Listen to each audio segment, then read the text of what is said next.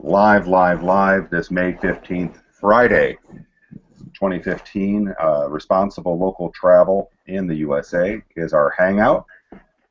I'm Ron Motter, host and founder of Planeta.com and the host of the upcoming Dogs and Drones event here in beautiful Henderson.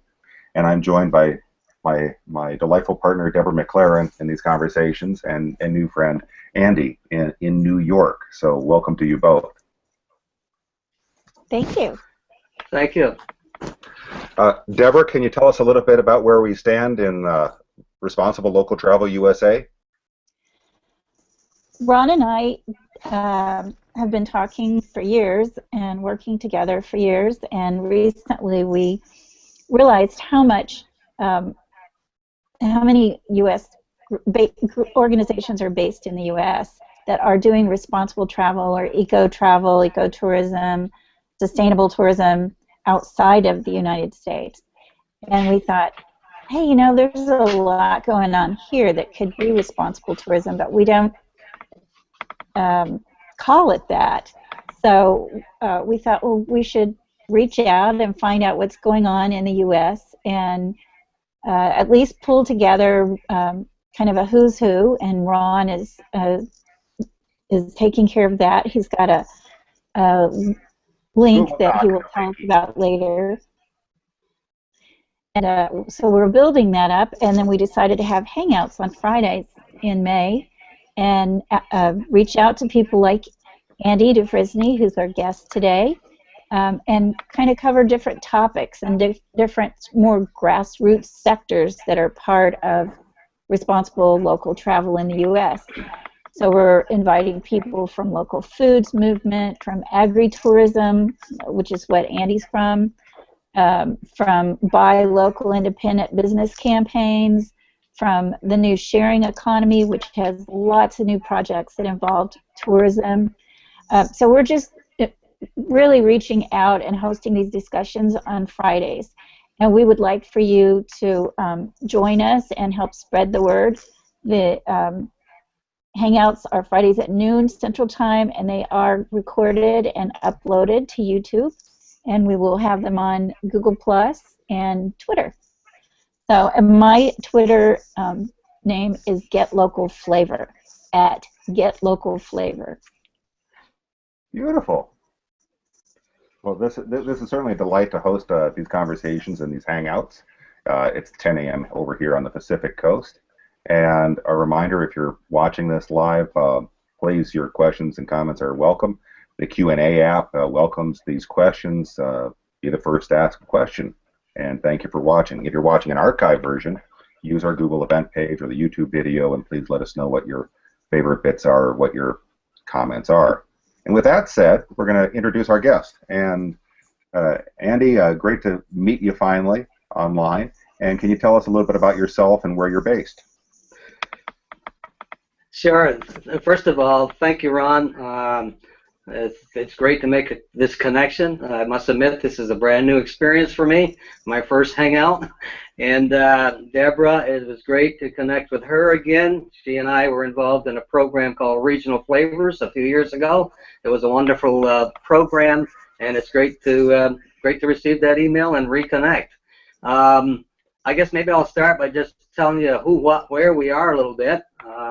As introduced, I'm from New York, but not New York City. I'm about as far away from New York City as you can get. I'm in the northwest corner of New York State, 6 or 7 hours away from New York City. I'm located along Lake Erie, and we are a grape growing region. We have 30,000 acres of grapes in the two counties of Erie County, Pennsylvania, and Chautauqua County, New York. Makes us the largest contiguous grape growing region east of the Rocky Mountains. We're probably not as well known as the Finger Lakes or some of the other areas because our grapes are predominantly juice, jam, jelly types of grapes. So we do have wine grapes and have 25 wineries in our region. Our story starts probably 10 years ago. I was working with Cornell University Cooperative Extension at the time, and a couple other people we were concerned with the grape industry and our grape communities and how we could maybe help them out. And so we began some small group discussions. And one of the things that rose to the top was this maybe agritourism. You know, combination of agriculture and tourism could offer some opportunities to support our grape industry and our grape communities. And so we pursued that. A group formed a little nonprofit corporation.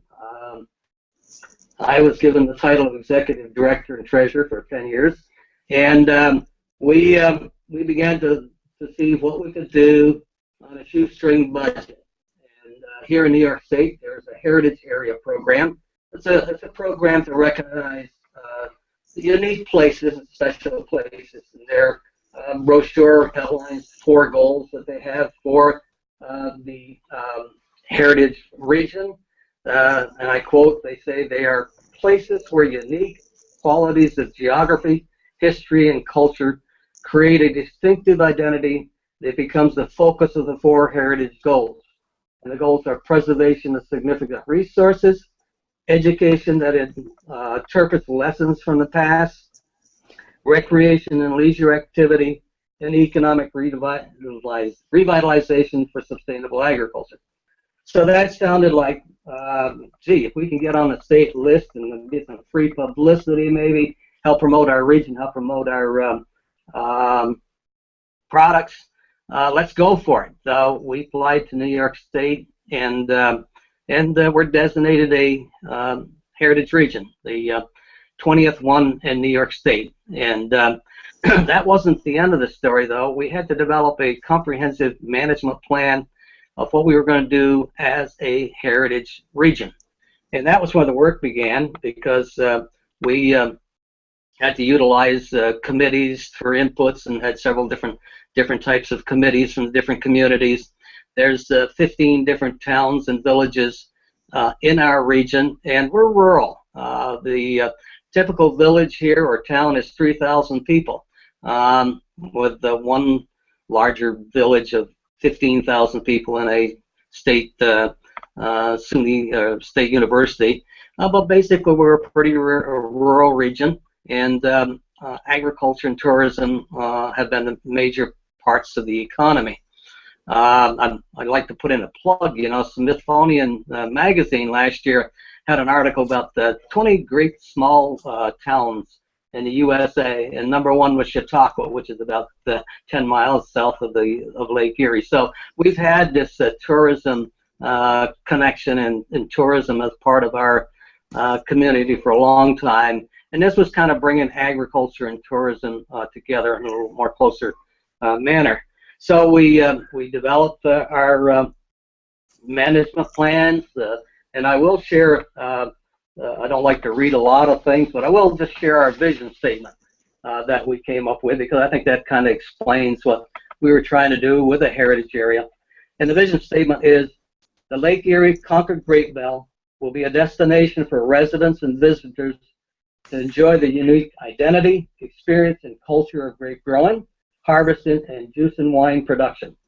The region will be an interconnected, well-defined place and a setting for unique heritage and recreation experiences. It will sustain and enhance the grape industry, offering local products and authentic attractions. So that was kind of our beginning. We got our management plan done, and then we said, how can we tell our story? What can we do? And, hey, Andrew, one second. Yes. I just want to just show people a map. Yeah, that's great. I like your map. Can you locate? Can you tell us where about? We're located. Yeah. Can you tell us about what we're looking at? Okay. Well, you can see the little dot says Lake Erie Discovery Center. You can see Buffalo, which is about an hour to the northeast of us. You can see Cleveland, probably an hour and a half or so to the west. And if you were to go straight south, or almost straight south, it's Pittsburgh. So those 3 anchors are where a lot of our visitors come from. They come up from Pittsburgh. They want to come up to Lake Erie, to the wine country. They come over from Cleveland, and we are getting more people that come down from Buffalo and Niagara. Of course, it's a well-traveled route. You can see Niagara Falls there, which attracts many, many visitors each year So it's a very good location as far as people passing through, and we can reach the northeast and etc. That's the slide of the Grape Discovery Center, which I'll get to in a minute, and our website, Grape Discovery Center. The Concord Grape Belt Heritage Association, a nonprofit organization, and we had a couple smaller projects, but we always wanted to have our own place and to be able to tell our story and talk about grapes, promote grapes in the region, and so on. And so we went after funds for a Grape Discovery Center. And we were fortunate. We had some great connections. We had a state senator from our area that grew up on a farm and understood agriculture, and actually was an important person in our state senate. So we managed to come up with $1,300,000 of state grants, and we raised another $350,000.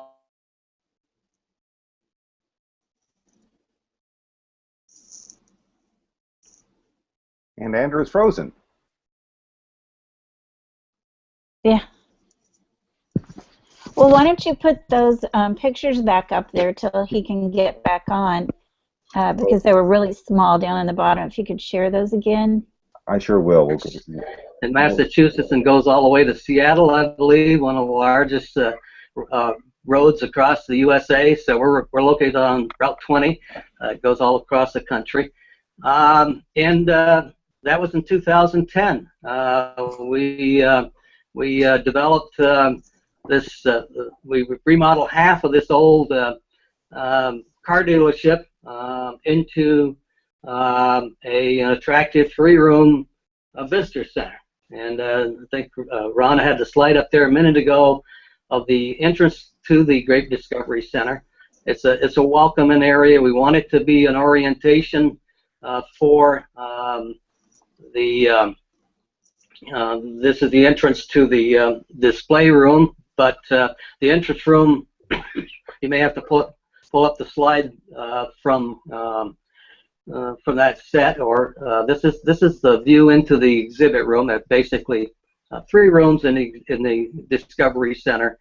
There you go. That's one view of. You can see the entrance doors in the background there. People come in.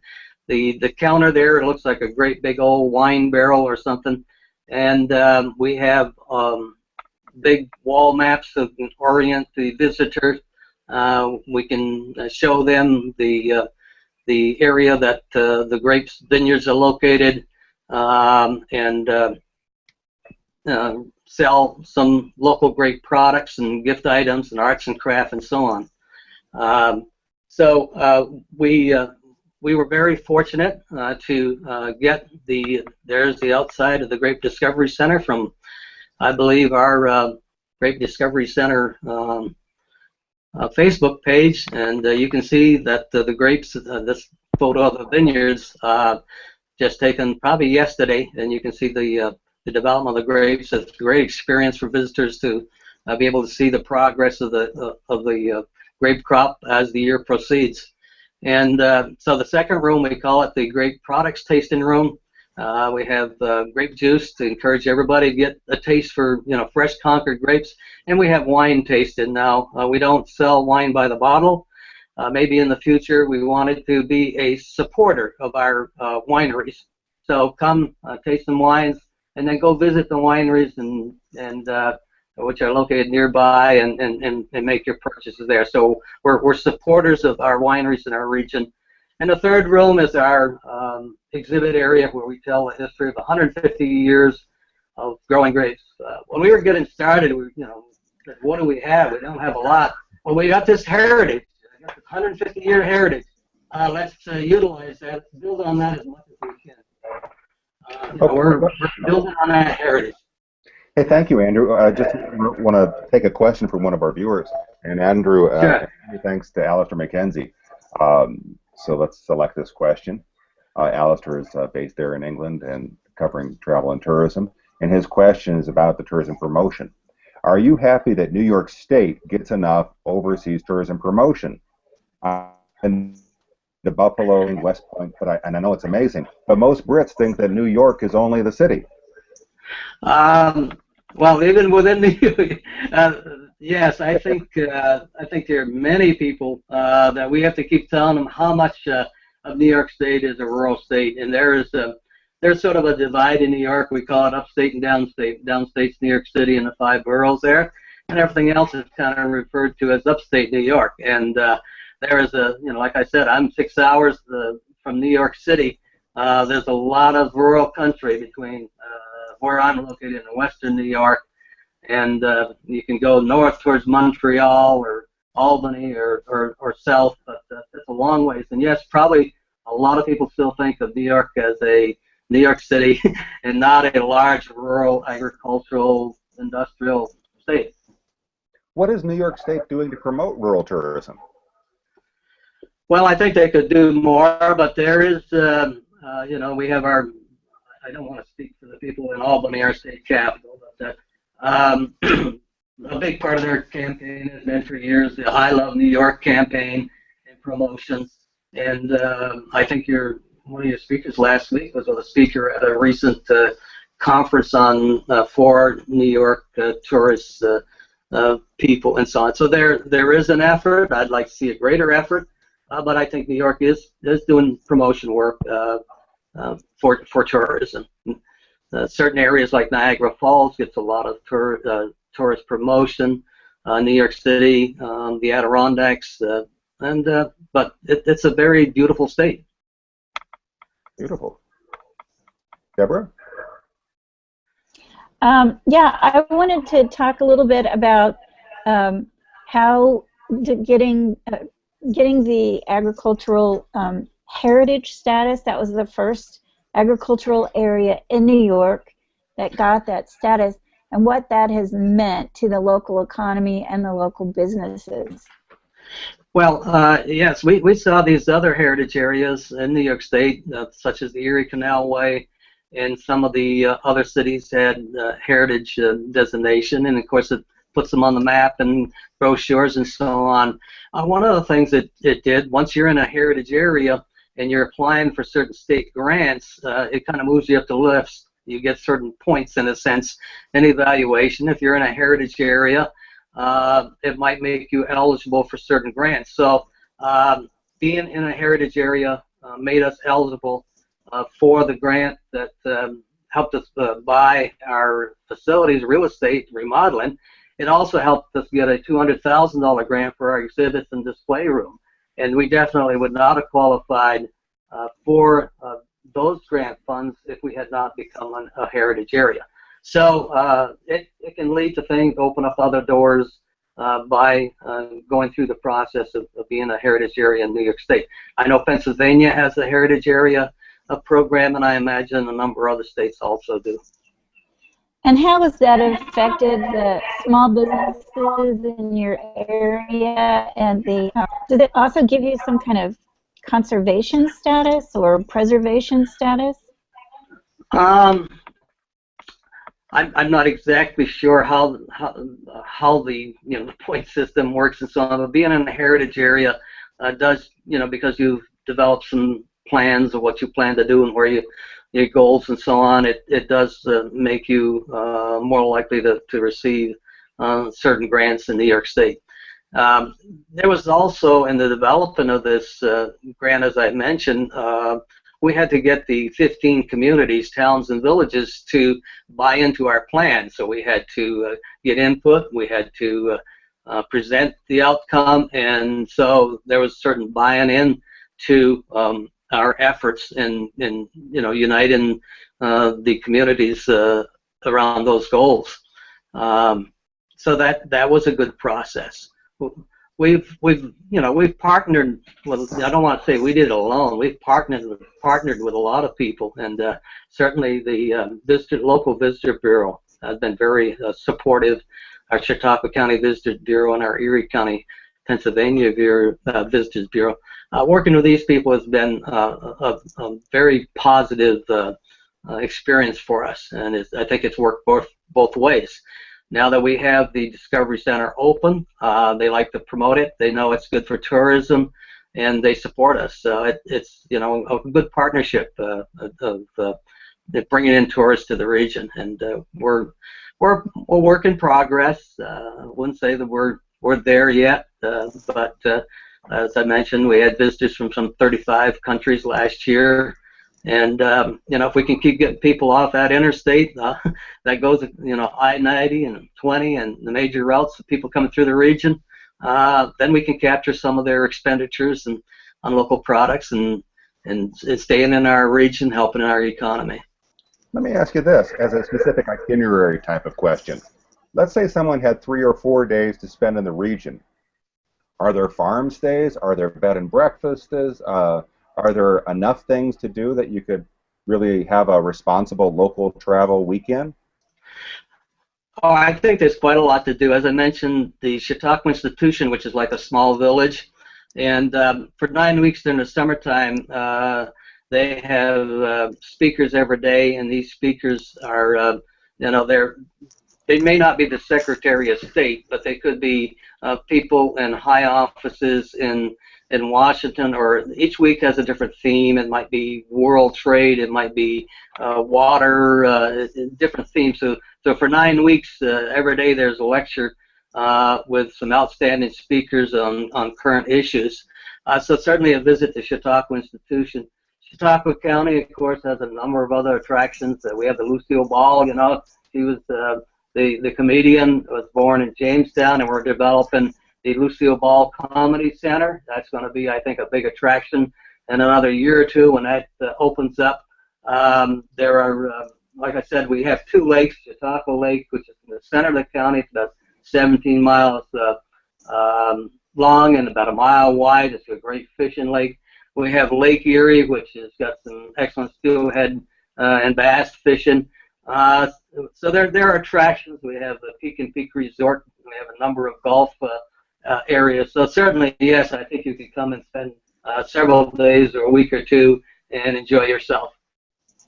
This is one of the theaters at Chautauqua, and when I visited Andy at the Grape Heritage area, we did spend some time one day going to Chautauqua, which is just a fabulous place. It's been there for over 100 years, and it's just a place to relax and enjoy, but it's all about the mind as well.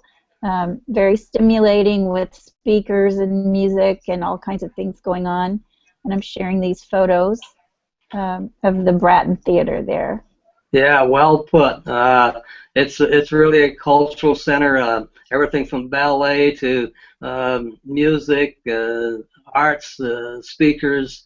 So it's really quite a cultural center and attraction. Excuse me, but what language is Chautauqua? It's an Indian term. Different interpretations.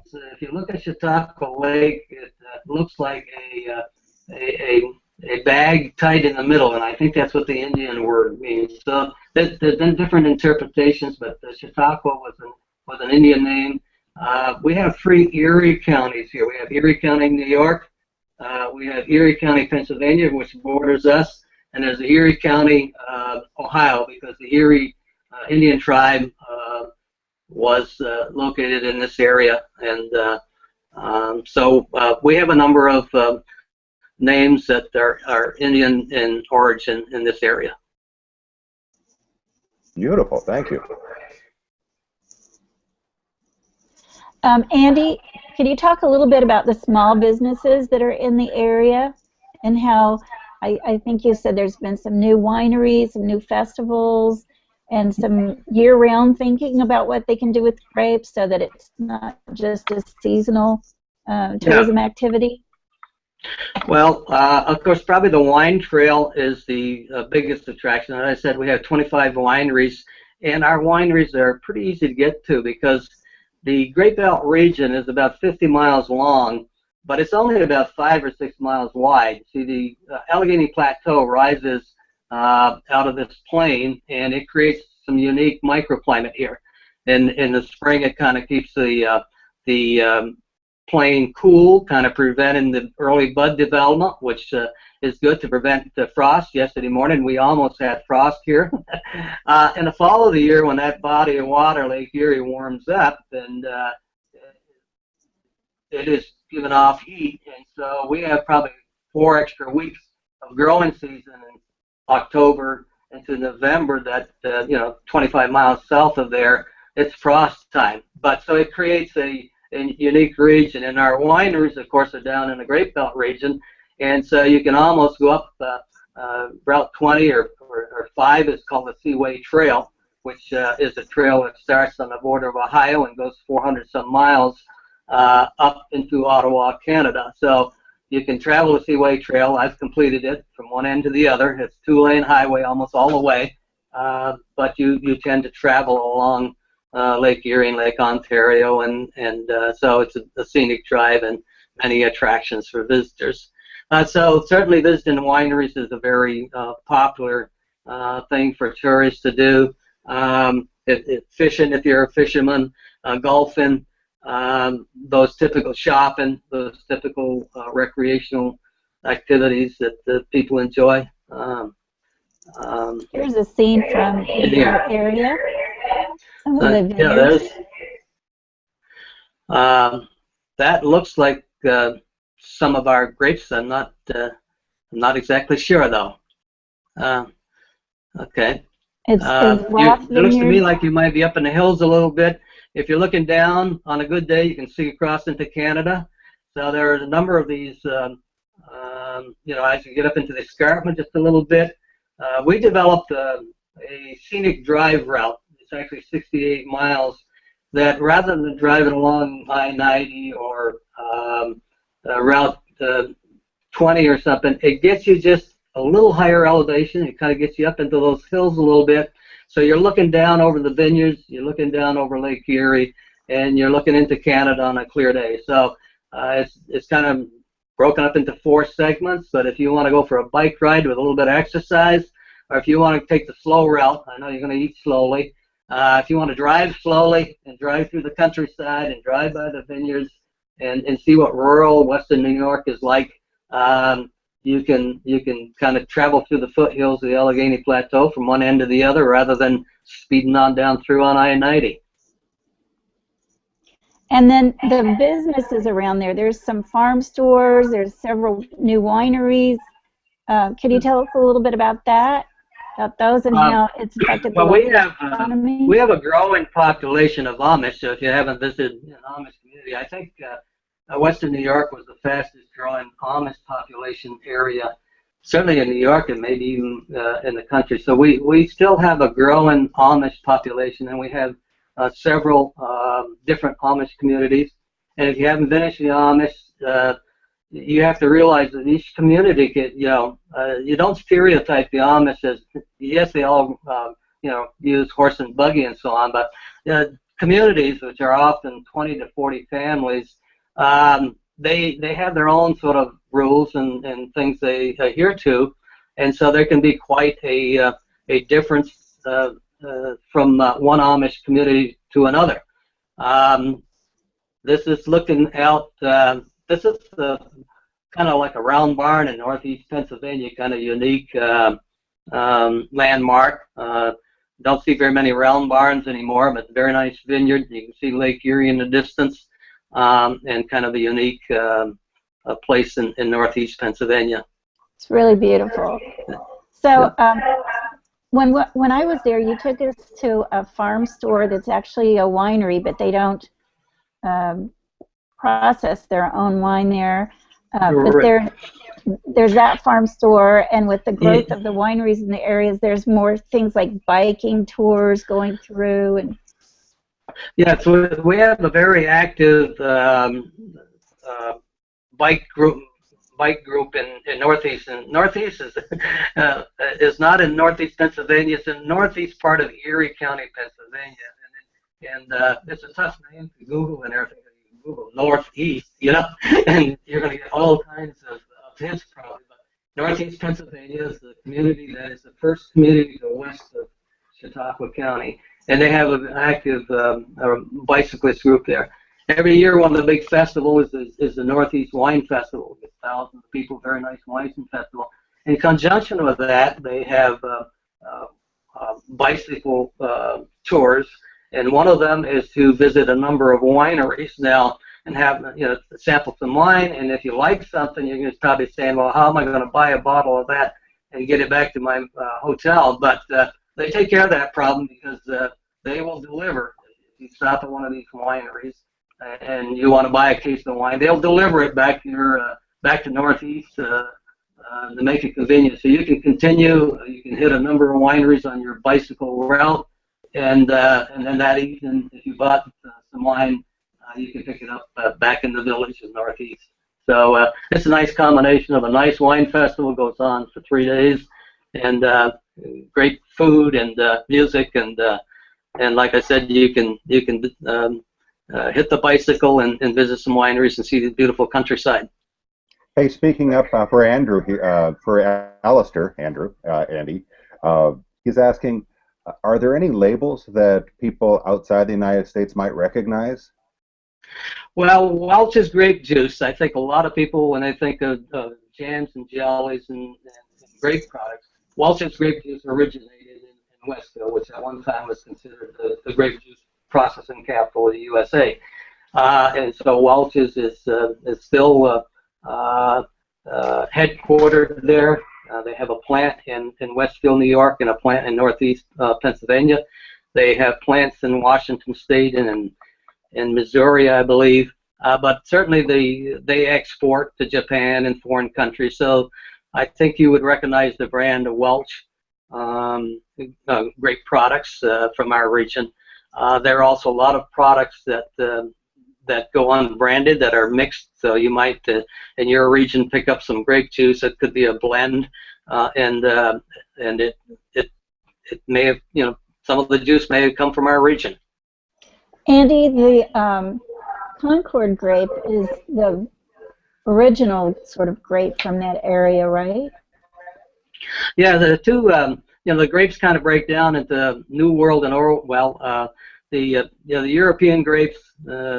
And the Concord grape was native to America. So there are a couple of varieties that were native before settlers came here. They've been selected and of course through pruning and management. But the Concord grape is native to America, and that's probably why it's more hardy for our winters. And in the early days, back in the like I said, grapes have been grown since the 1850s, and of course they brought over varieties from Europe and so on. And after 2-3 years in a hard freeze, they tried something else. But the Concord grape, native it comes from Concord, Massachusetts. That's where it gets its name. It was brought out to our area from Concord, Massachusetts, and was selected by a horticulturalist there, and said, "Well, this I think is a good grape." And because of its hardiness, it has persisted, and 85% of our grapes are of the Concord variety, probably. Yeah, so we were talking a little bit about responsible travel and responsible travel in the U.S., and Ron and I sort of agree on a definition of it, and it's pretty simple. It's a good place to live and a good place to visit. And so when we're thinking about growing or expanding travel and tourism in an area, it seems like what you guys have done there with the agritourism and the agricultural heritage classification or designation has really also been about the communities and the people in the region. So not just always reaching out to bring in big tourism companies, or not always reaching out to just outside travelers, but really developing an industry that will benefit local people. You want to talk about that? Well, we like to use we like to use live, work, and play. Local, that's where we live, that's where we work, and that's where we play. And so we like to, support the small local businesses of all sorts. And I do the same when I'm traveling. I I have traveled to 48 of the states so far. I still got to make it to Louisiana and Hawaii. But you know, I like to travel, and I like to travel, get off the main roads and travel the 2-lane roads, and really get that flavor. You know, to me, you know, stopping into a little restaurant and hearing the local conversations and you might even call it the gossip or what's going on. And to me, that's a great part of local travel. And you know, a lot of times in the big chain restaurants and places you don't get that, but you stop into the small diner or the small shops and so on, and you begin to get a feeling for what that community and place is like. And so I think you know, our people are friendly, and I think it's fun to interact with the people, ask questions, and you know, almost become a part of that community while you're there. So you know, we, you know, very much support the local, you know, supported small businesses, local efforts, and travel in that way. How many wineries are now in your area? I didn't get all of the question. Local wineries. Yes, how many local wineries are now in your area? There's 25 in our area. There's 400 wineries in New York State. Almost every county in New York State can say it has a winery now, because I think they all realize that's an attraction. Though we grow more than 50%. We have more than 50% of the grape acreage in New York State in this county. So there are many counties that don't. They may have a dozen rows, a dozen vines of grapes up in front of the building, but they're buying their juice from somewhere else for their wines. But wineries are a good, strong attraction. One of the magazines named New York State as the one of the wine magazines, the place to visit this year. So our wineries and wines are improving and exciting, and you know, come and sample them. So you have a big summer festival, but also, can you tell us about the winter ice wine? Okay, festival? well, ice wine is a unique product. What you do is you actually leave the grapes on the vine in December, and you wait till they get frozen. You have to wait till the temperature gets down to about 23 or 24 degrees, and the grape freezes solid. And actually, what it does is some of the water through the ice is removed, and so now you have a very concentrated, sweet, intense flavored juice. And so this is the juice that's collected, pressed, and made into ice wine, and it's about 3 times as expensive as a regular bottle of wine, but it's a very delicate, almost after dinner type of wine, very sweet, very intense flavors and so on. And of course, our wineries don't have too much problem getting visitors in the middle of summer, you know, July, August. But in order to do things during the off months, like January, February, March, when things are pretty slow, or other times, the wine trail collaborate. You get a ticket, and you go to as many of the wineries as you can. You'll have some food tasting, some wine. And we put on an ice wine festival. It had a number of the wineries that make ice wine, had some of their wines, and I think we had about 300 people there in January. So those are the kind of things. We want to get into more events, and we want to get into more bus stops and tours coming in. I love talking to visitors. I like to find out where they're from, and it's great if you can kind of take them out on a patio and you know, discuss grape growing, and take them through the you know, describe the exhibits a little bit, and of course I have them sample some wine. That's fantastic. Hey, I have a question. I have one quick question going back to your cycling trip. Is the biking trip, does it cross both the Pennsylvania and New York boundaries? Yes. One of the popular trips is to leave Northeast and go to Buffalo, and that's about 100 miles. So I think they go up one day and come back the next. I'm not that serious a biker, but that's one of the, for the more serious bikers, that's one of the popular trips. They go from Northeast Pennsylvania to either Buffalo or Niagara Falls, spend the night up there, and then come back the next day. Now, a few of them, one of the things I did last summer was there's a trip, it's called Circle Lake Erie. It's about an 800-mile drive that basically it's a route like the Seaway Trail that circles Lake Erie, and it tries to hug the shoreline, and it goes up through Buffalo. You can go to Niagara Falls and just a little side trip, and basically goes over to Windsor and crosses over to Detroit and comes back around. So that's a good way to get to know Lake Erie. Circle Lake Erie. I think most of the Great Lakes have circle routes where you basically circle the whole lake. But our routes, Chautauqua County has some maps for suggested bike routes, and the bike clubs also has some maps for suggested routes depending on, do you want to stay on the flat, do you want to hit some hills, what are you interested in doing? It sounds like a lot of fun. I'm going to just switch for a few minutes and talk a little bit, if you don't mind, about Slow Food USA. Right. That is, Slow Food was started in Rome about 20 years ago, I think, as a reaction to the first attempt of McDonald's to put a restaurant in Rome. And the Italians were quite upset about that because they do the opposite of fast food, which is slow food, and they actually know who raises the food, who cooks it, how to share it, how to make sure that it's really good and healthy, and they take their time. So, slow food is really quite the opposite of fast food.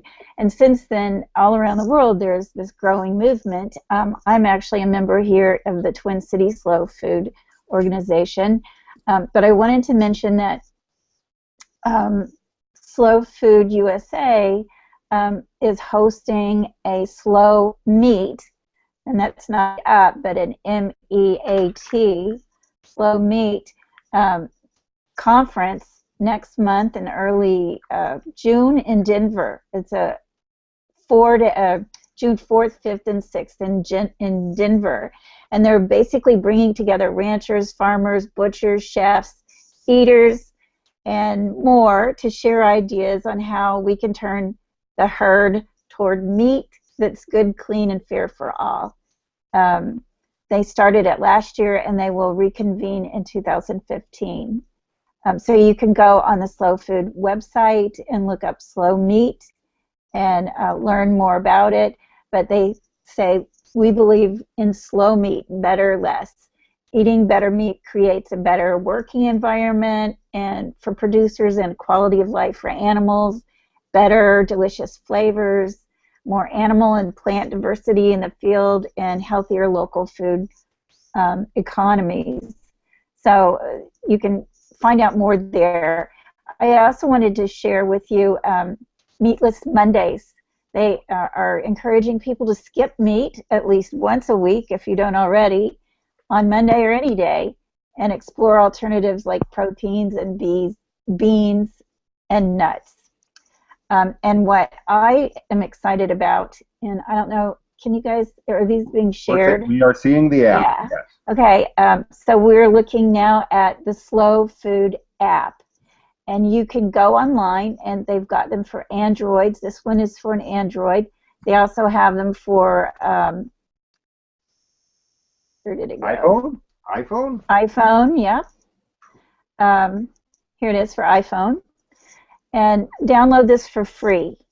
And you will be able to find slow food near you around the world. And it's available for free, and it's available in English and Dutch and French and German and Greek and Indonesian and Turkish. So, you can pretty much get it in most languages, major languages, I guess. And this has been put together by Slow Food Planet. And it's the alternative to, now you look online for restaurants near me, and you get a lot of basically McDonald's and stuff. And so this is going to help us be able to find slow food with all of its traditions and flavors, and just be able to help us discover the world with slow food. So I'm very excited about this app, and we were going to have someone here from Slow Food today. Unfortunately, that didn't work out, but I am very excited about their app and what they're doing. And a slow food, I've been to a few slow food dinners. I'm going to one Tuesday night here, and it's awesome. My son, who's 14, loves to go, and he went with me last summer out to a farm, and we got to tour the farm and learn about the insects on the farm and how they add to, the fields and growing the, grazing fields for the animals, and how it was a sheep farm, so we learned how they raised sheep, they slaughtered sheep in a very humane way. They also sheared them and used their wool, and also they had a dairy, so we got to go and see how they milk the sheep and take care of them, and we got to hold little baby ones and things. So my son was really excited to be there and see all of that and really learn where his food is coming from. And I'm just a big fan. And that's kind of what you guys are doing out in the Grape Heritage area, is slowing things down, biking, these wine tours, and also making a wonderful industry for your community businesses. You said there's a new hotel that would like to come in, and it's a local hotel. Hey, thank you, Deborah. Thank you, Deborah. Just a quick technical note. One, sure. I've since there was some feedback, I muted our guest, Andy. If you can unmute yourself at any point by clicking the microphone at the top of the screen. Excuse me for jumping in, Deborah. That's okay. The other point, Alistair McKenzie, thank you again, is saying something about slow food being represented at Expo 2015 in Milan. So yes. I'm not sure if that's that's the big one. Yeah. Well, I guess their big annual one is in Turin, in Italy. So welcome back, Andy. I thank you for unmuting. No, well, I want to thank you folks for introducing me to some new technology. Deborah's always dragged me along there when we work together, and it's just amazing that you folks and I here in New York and Minnesota and Utah and I guess Texas and somewhere else, that we're all kind of in our own homes. I'm in a back room, my little office in my house. I'm not sure where you are, but we're all connected, and I think this is exciting to have these collaborations and exchange of ideas and experiences. And so thanks for inviting me into this, and I will be following you in the future. Well, very good. Thank you very much for your time. We're about to wrap up. I want to say that in terms of our Friday Hangouts, they've gone very well. We've had nice, leisurely, slower conversations with people, but with a good focus.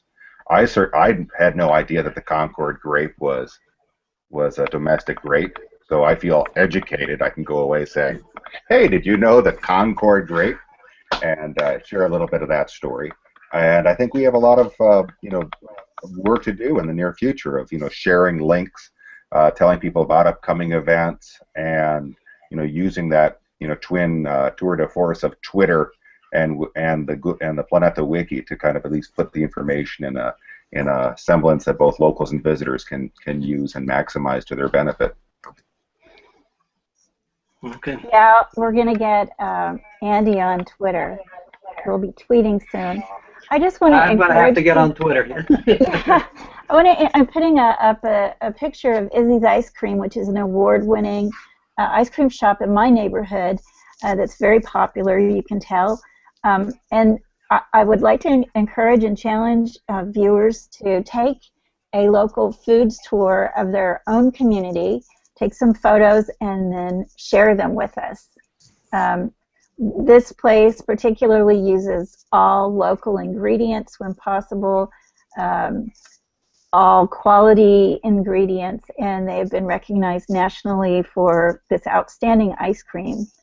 And they educate people about it. Around the corner from there is Trotter's Cafe, which also was the first restaurant in my town that started its own composting system, and has Meet Your Farmer nights.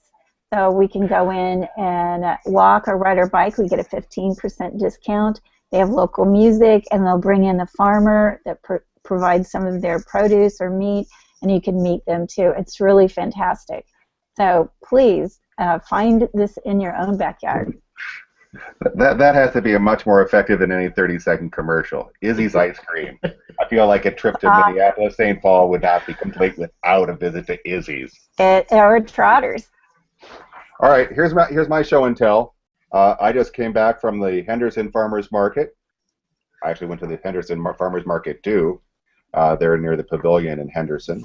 But you know, it's a matter of finding these places and venues that have local farmers and venues and going out and supporting them. So thank you very much, our friends at the Farmers Market, with vendors from Kingsburg and Kingsburg and Highland, California.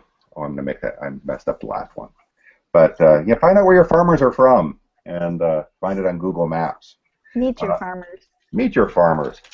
And as we close, reminder: our Hangouts would not be possible for our sponsor, Chocolucci. So if anyone is visiting Oaxaca de Juarez, Mexico, and you see Lucia Diaz, yeah, get this chocolate. It's marvelous. All right. Oh, thank you, everybody. Okay, thank you. These are going to be on YouTube. Please, yeah. The videos are archived immediately on YouTube, and comments and are welcome as your Fonzie sticks. All right, we will be back next Friday, and thank you, everybody. Thank you.